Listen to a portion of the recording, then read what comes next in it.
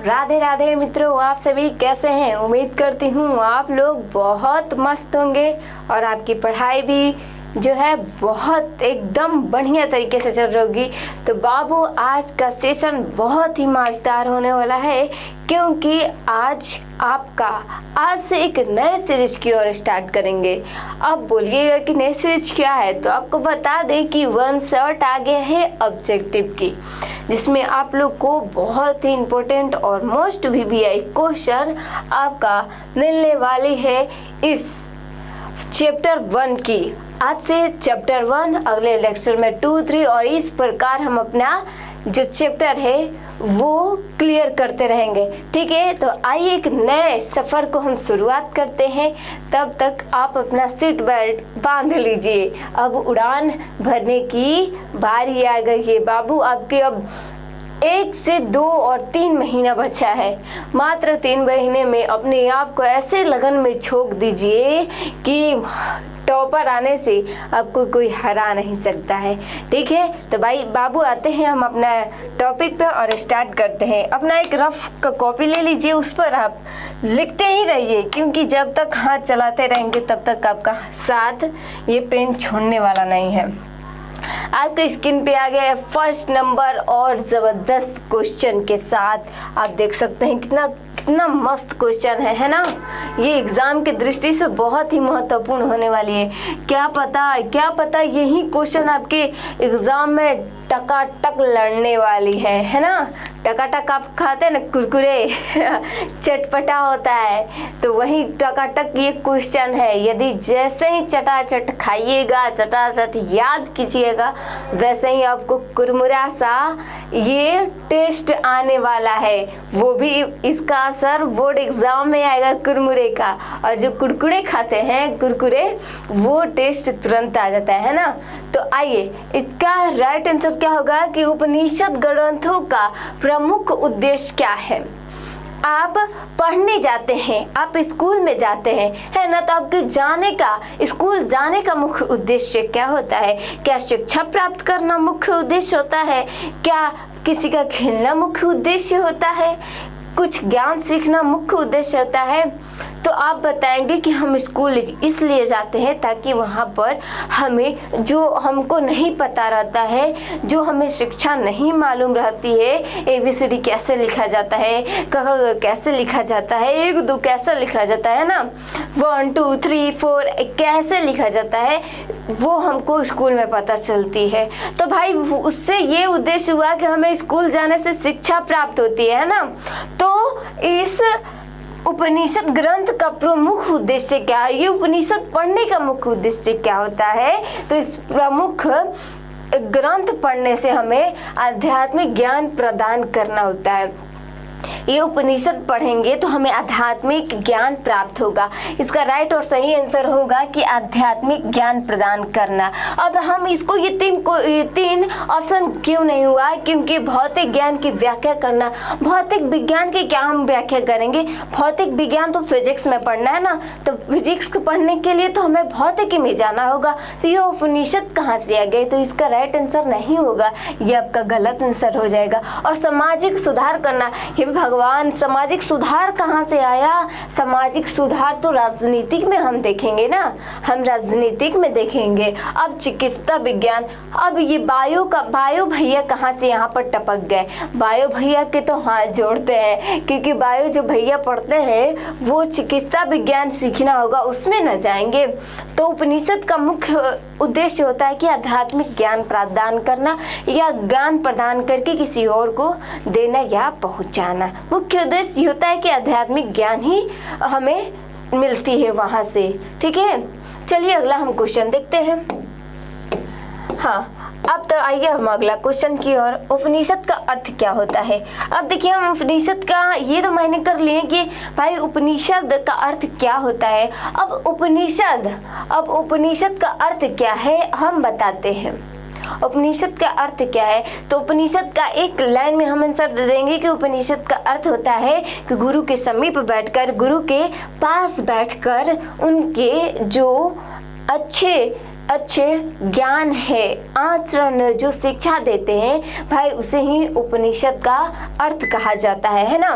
गुरु के समीप बैठकर उनका ज्ञान अर्जन करना, दूर बैठना, दूर कैसे बैठेंगे, दूर बैठेंगे तो क्या ही ज्ञान प्राप्त होगी, है ना। तो ये भी गलत हो गया। संसार से दूरी बनाना है भगवान, कौन कहता है संसार से दूरी बनाना? संसार इतना भी बुरा नहीं है कि संसार से दूरी बनाना, ये सिखाएगा। जंगल में रहना, हाँ तुमको ब्रह्मचारी बनाने के लिए कह रहा है ना, ये तो राइट आंसर हो ही नहीं सकता। जंगल में रहना ये कौन सी है, बाघ आ जाएगा तो वो भी काम तमाम हो गया ये भी गलत आंसर। तो इसका राइट आंसर होगा गुरु के समीप बैठना। तो आइए चलिए हम अगला क्वेश्चन की ओर चलते हैं। देखिए बाबू कि किस यहाँ पर दिया गया है, अब बता सकते हैं कि क्या दिया गया है। कि कहा गया है कि किस श्लोक में सत्य के मुख को ढके होने का उल्लेख है। हाँ, सतस्य पिहितम मुखम, सतस्य पिहितम मुखम। क्या बाबू?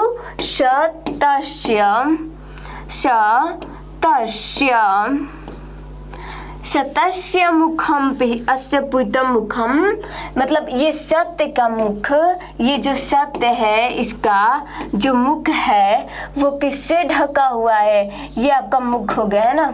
मुख वो किससे ढका होता है? तो ये एक सोने के पात्र से ढका होता है ना। ये सोने के पात्र से ढका होता है, सोने के पात्र से, है ना, पात्र से ढका होता है। तो आप बता सकते हैं सोने के पात्र से जब ढका होता है तो ये कहाँ से और किस उपनिषद से कहा गया था, किस लाइन से लिया गया था उपनिषद के? तो हम बता सकते हैं इसका राइट आंसर होगा ईशावास्य उपनिषद से। आप सब पढ़े होंगे तो इसका राइट आंसर मालूम भी होगा कि हाँ ये ईशावास्य उपनिषद से लिया गया था। ये तीनों गलत ही होगा क्योंकि यहाँ से लेना नहीं हुआ था, है ना। हम आपको ट्रिक से बताए थे तो ये होगा ईशावास्य से। उसका राइट आंसर होगा ईशावास्य। अब चलते हैं कि अगला दे रहा है क्वेश्चन कि ईशावास्य उपनिषद में किसका मुख सोने के पात्र से ढका होता है। तो हालांकि वो क्वेश्चन को फेर बदल बोलते हैं ना कि उलझाने के लिए दिया है, तो लेकिन राइट आंसर हो गया होगा कि सत्य का मुख सोने के आवरण से ढका होता है। तो यहाँ पर राइट आंसर होगा सत्य का, है ना। वहां पर पूछ रहा था कि ईशावास्य उपनिषद से दिया गया है सत्य का मुख का जो वर्णन है किस उपनिषद में कहा गया है, तो ईशावास्य उपनिषद में। अब पूछ रहा है कि ईशावास्य उपनिषद जो है उसमें कहा गया है कि सोने का मुख ढका हुआ है कि किसका मुख बाबू? तो सत्य का मुख सोने के आवरण से ढका हुआ है। ठीक है, चलिए तो सत्य का मुख होगा। चलिए अब 5वां नंबर क्वेश्चन देखते हैं। 5वां नंबर क्वेश्चन कह रहा है कि कंठ उपनिषद में आत्मा का निवास कहाँ बताया गया है। जो कंठ उपनिषद है उसमें आत्मा का निवास कहाँ बताया गया है। आप बता सकते हैं कि आत्मा, हमारी आत्मा कहाँ रहती है? हाँ, तो यहाँ पर राइट आंसर क्या होगा आप लोग जरा बताइए तो क्या होगा। तो यहाँ पर हालांकि आपको हम देते हैं हिंट, तुम दिल की धड़कन में रहते हो। तो दिल की धड़कन कहाँ है? दिल किसको कहते हैं आपकी बोलचाल की भाषा में? तो उसको कहते हैं हृदय। हृदय में है ना। किसका बाबू? तो आत्मा का जो निवास है वो हृदय में है। हृदय में जो बस जाता है ना वो वैसा ही रहता है। तो हृदय में जो आत्मा है हमारी वो हृदय में बसी रहती है और हृदय में जो बस जाता है वो आत्मा ही बन जाता है है ना। तो आप लोग इसका राइट आंसर जान गए हैं कि क्या है। तो इसका राइट आंसर होगा हृदय में, है ना। चलिए अब अगला क्वेश्चन हम देखते हैं। फटाफट अपना क्वेश्चन अच्छे से इसे क्लियर करते चलते हैं। अब देखिए कि मुंडक उपनिषद में सत्य के विषय में क्या कहा गया है। सत्य की हार होती है। कब सुने हैं आप कि सत्य की हार होती है? सत्य की हार होती है कब आप सुने हैं? कौन सी आप महापुराण और वेद व्यास में पढ़े हैं कि सत्य की हार होती है? ये तो गलत ही आंसर हुआ। सत्य की जीत होती है, हम मान सकते हैं। और पढ़ते हैं सत्य अस्थाई होता है। कौन बोलता है अस्थाई होता है? सत्य अस्थाई नहीं होता है। सत्य अस्थायी नहीं होता है। सत्य उलझन में पड़ सकता है लेकिन पराजित कभी नहीं हो सकता है। तो ये भी गलत आंसर है। सत्य मोह माया से ऊपर है। नहीं, ये भी गलत है। तो सत्य की जीत होती है। हमने ये मुंडको उपनिषद में पढ़ा है। ठीक है, अब चलिए हम अगला क्वेश्चन चलते हैं। अगला क्वेश्चन है, श्वेताश्वर उपनिषद के अनुसार आत्मज्ञान के बिना किसकी प्राप्ति संभव नहीं है? आत्मज्ञान, हमारी आत्मा की जो ज्ञान है उसको लिए बिना किसकी हमें प्राप्ति नहीं हो सकती है। आप लोग की भाषा में क्या बता देंगे? इसका राइट आंसर क्या होगा कि आप लोग क्या बताएंगे इसका राइट आंसर? आपकी राय क्या है? क्या राय है कि धन की, मोक्ष की, विद्या की, सम्मान की? हालांकि सम्मान हमारे कैरेक्टर से मिलती है, ये गलत होगा। विद्या की, विद्या हम जब तक पढ़ेंगे नहीं तब तक हम विद्या आई नहीं। धन की, हाँ भाई ये धन कहाँ से आ गए? तो ये राइट आंसर होगा मोक्ष की। मोक्ष की हमें प्राप्ति नहीं हो सकती जब तक हम अपने आप को, हमारी आत्मा में क्या है जब तक नहीं जानते हैं, हमारी आत्मा वास्तव में क्या होती है ये नहीं जानते हैं, तब तक से मोक्ष की प्राप्ति नहीं हो सकती है ना। चलिए आगे हम चलते हैं क्वेश्चन की ओर।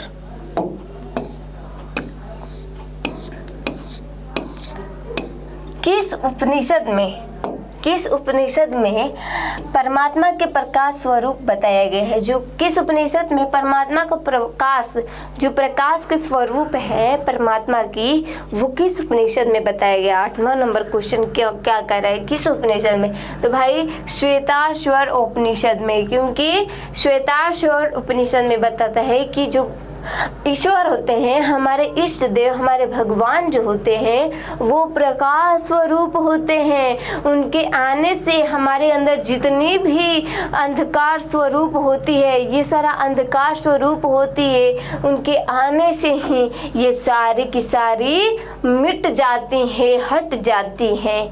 वो क्या है बाबू? तो वो किस उपनिषद में कहा गया? तो वो कहा गया है श्वेताश्वर उपनिषद में। इसका राइट आंसर होगा श्वेताश्वर उपनिषद। अब चलिए अगला नंबर क्वेश्चन है कि किस श्लोक में विद्वान को शोक रहित होकर परमात्मा को देखने वाला कहा गया है? किस उपनिषद में कहा गया है कि जो ईश्वर होता है वो शोक रहित होता है, शोक रहित होता है? तो इसका राइट आंसर होगा कंठोपनिषद में। इसका राइट और सही आंसर होगा। चलिए अगला क्वेश्चन देखते हैं हम। अगला क्वेश्चन होगा कि मुंडक उपनिषद में नदियों की तुलना किससे की गई है? जो नदियां होती हैं उनकी तुलना किससे की गई है? तो मनुष्य से, विद्वान से, ब्रह्म से, आत्मा से। आप बता सकते हैं इसका राइट आंसर क्या होगा? विद्वान से।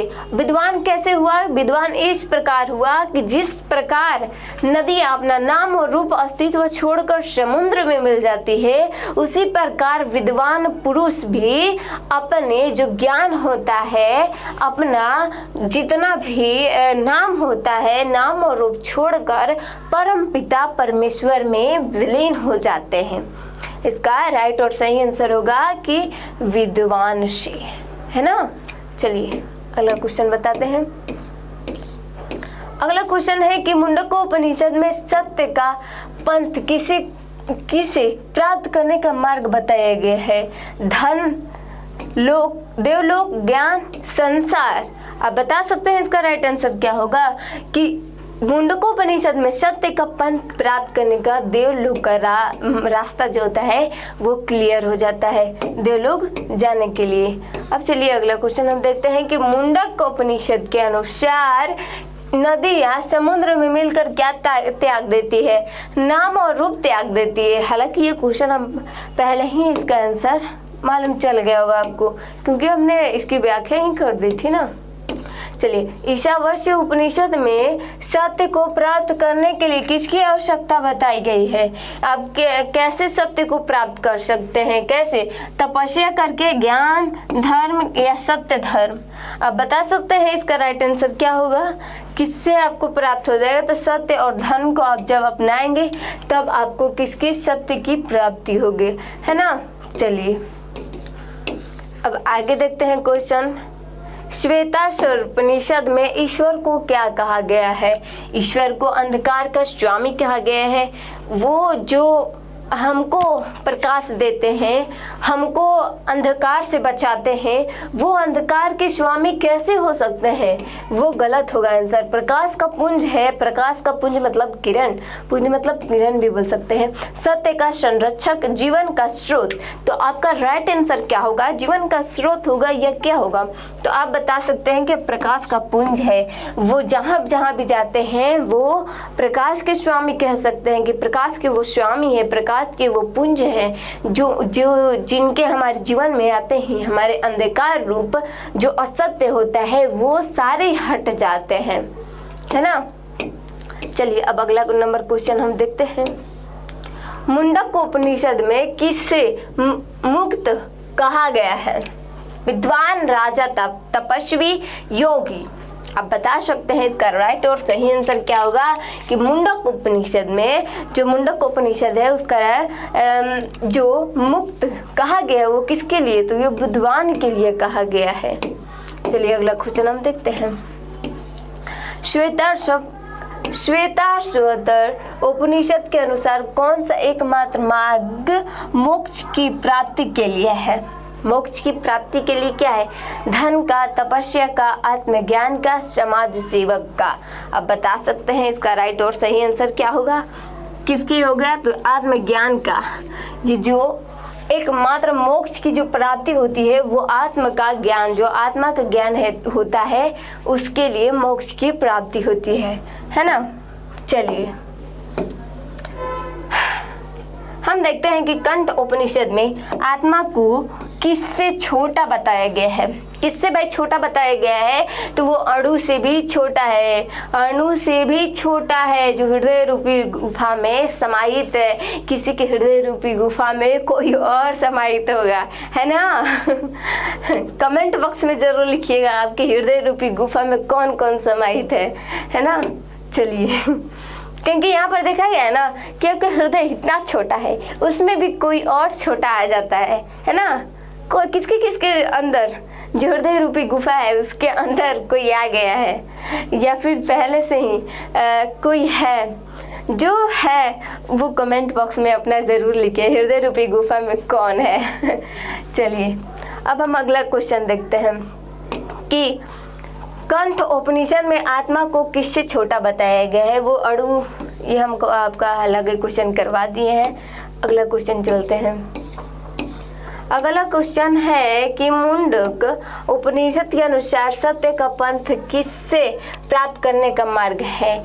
तो वो किससे मार्ग है? आप बता सकते हैं इसका कौन सा राइट आंसर होगा? तो देवलोक का रास्ता प्रशस्त होता है। चलिए अगला हम क्वेश्चन देखते हैं। अगला क्वेश्चन है ईशावास्य उपनिषद में सत्य का मुख किससे ढका होता है? सत्य का मुख सोने से ढका होता है। चलिए अगला हम क्वेश्चन देखते हैं। अगला क्वेश्चन है कि किस उपनिषद में सत्य की महत्ता पर प्रकाश या जोर दिया गया है? जो सत्य है उस पर प्रकाश दिया गया है, तो वो मुंडकोपनिषद में सत्य के ऊपर प्रकाश दिया गया है। अब हम बता सकते हैं कि अगला क्वेश्चन है कि मुंडक उपनिषद के अनुसार विद्वान किसे प्राप्त कर सकता है? विद्वान किसे प्रकाश प्राप्त कर सकता है, यानी उसे प्राप्त करता है तो परमात्मा को प्राप्त कर सकता है जो विद्वान होता है। अगला क्वेश्चन हम देखते हैं कि श्वेताश्वर उपनिषद के अनुसार ईश्वर का स्वरूप क्या है? ईश्वर का स्वरूप होता है प्रकाश, जो प्रकाश स्वरूप होता है ईश्वर। अगला क्वेश्चन है कि मुंडक उपनिषद में किसका उल्लेख नदी के समान किया गया है? तो विद्वान का जो स्वरूप है वो नदी के स्वरूप के अनुसार किया गया है। अगला क्वेश्चन है श्वेताश्वर उपनिषद में कि मोक्ष प्राप्त करने की क्या आवश्यकता बताया गया है? तो मोक्ष प्राप्त करने के आत्मज्ञान, यदि आपके पास आत्मज्ञान होता है तो आप मोक्ष की प्राप्ति कर सकते हैं। अगला क्वेश्चन है कि ईशावास्य उपनिषद में सत्य का मुख किससे ढका होता है? इसका राइट आंसर होगा सोने के पात्र से ढका होता है, यानी सोने से वो ढका होता है। कंठ उपनिषद में आत्मा को किससे महान बताया गया? वो धन से, संसार से, परमात्मा से या माया से, किससे भी वो महान बताया गया है। तो 26 नंबर क्वेश्चन का आंसर आप लोग जरा बताइए कि वो कौन सा दिया गया है कि वो धन से कंठोपनिषद में आत्मा को महान बताया गया है, वो परमात्मा से या धन से, किससे। आप कमेंट बॉक्स में इसका आंसर अवश्य लिखिएगा, क्योंकि आप लोग पढ़े हैं और आप लोग जान भी सकते हैं इसका राइट और सही आंसर क्या होगा। चलिए अगला नंबर हम क्वेश्चन देखते हैं। आप लोग बता सकते हैं इसका सही और राइट आंसर क्या होगा।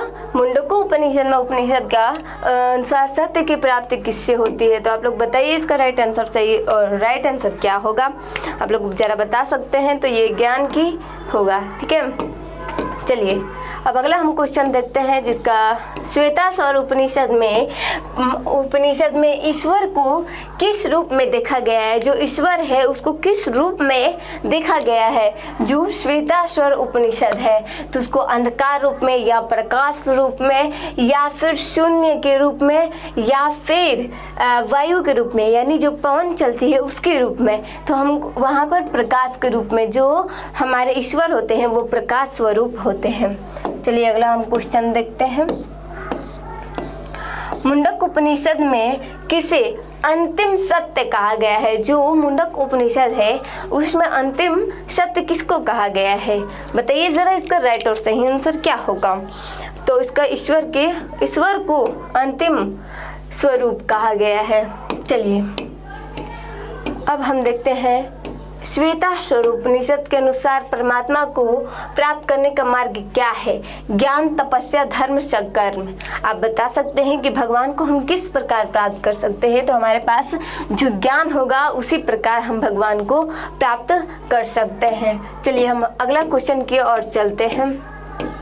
अगला क्वेश्चन है कि कंठ उपनिषद में, जो कंठ उपनिषद है, आत्मा को कहाँ स्थित बताया गया है।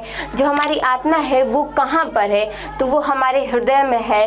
वो हमारी हृदय में आत्मा निवास करती है। तो उसको हृदय में इसका राइट और सही आंसर होगा। चलिए हम अगले क्वेश्चन की ओर चलते हैं। अगला क्वेश्चन है कि मुंडक उपनिषद में किसका महत्व बताया गया है। धन का, सत्य का, धर्म का, तपस्या का। तो हम कब से और कितने देर से हम सत्य के बारे में पढ़ रहे हैं। तो इसका राइट और सही आंसर होगा सत्य के बारे में। चलिए अब अगला हम क्वेश्चन देखते हैं कि श्वेताश्वर उपनिषद के अनुसार ईश्वर को जानने के क्या मार्ग है। हम ईश्वर को किस प्रकार जान सकते हैं। तपस्या से, ज्ञान से, धर्म से, सत्य से। आप बताइए कि किस प्रकार हम भगवान को जान सकते हैं। हमारे पास ज्ञान होंगे तब ही हम अपने भगवान को, हम अपने प्रभु को जान सकते हैं। चलिए हम अगला क्वेश्चन देखते हैं। अगला क्वेश्चन है कि मुंडक उपनिषद में विद्वान को किसके समान बताया गया है। नदी, समुद्र, पर्वत, वायु। तो ये नदी के समान बताया गया है जो मुंडक उपनिषद में, क्योंकि नदियाँ नाम और रूप समुद्र में मिल जाती है। उसी प्रकार विद्वान भी अपने नाम और रूप छोड़कर परम पिता ब्रह्म में विलीन हो जाता है। श्वेताश्वर उपनिषद में मोक्ष की प्राप्ति के लिए क्या आवश्यक है। ज्ञान क्या आवश्यक है। इसका सही और राइट आंसर होगा। चलिए अगला हम क्वेश्चन चलते हैं। ईशावास्य उपनिषद में सत्य का पंथ किसे प्राप्त करने का मार्ग बताया गया है कि सत्य का पथ, जो रास्ता है, किसे प्राप्त कर सकते हैं। तो वो मोक्ष की प्राप्ति के लिए है ना, मोक्ष को प्राप्त करने के लिए होता है। अगला क्वेश्चन है कि श्वेताश्वर उपनिषद में ईश्वर को किस रूप में प्रस्तुत किया गया। तो इसका ये हम लोग पढ़ चुके हैं, इससे प्रकाश स्वरूप होगा। चलिए हम अगला क्वेश्चन की ओर चलते हैं। मुंडक उपनिषद के अनुसार सत्य का मुख किससे ढका होता है। वो सोने के पात्र से ढका होता है। अगला क्वेश्चन हम देखते हैं। अगला क्वेश्चन है कि श्वेताश्वर उपनिषद में आत्मा को किससे छोटा बताया गया। वो अणु से भी छोटा है और महान से भी महान है ना। मुंडक उपनिषद में किसकी प्राप्ति सत्य के पंथ से संभव है, जो सत्य है उससे संभव है, तो मोक्ष की प्राप्ति। ये रहा आपके सबसे खास और मज़ेदार क्लास। तो इसी प्रकार फिजिक्स पढ़ना प्लेटफॉर्म पे बने रहिए और मज़ेदार वीडियो देखते रहिए। इसी प्रकार अगला भी वीडियो आने वाला है, तब तक के लिए आपको best of luck. Radhe Radhe.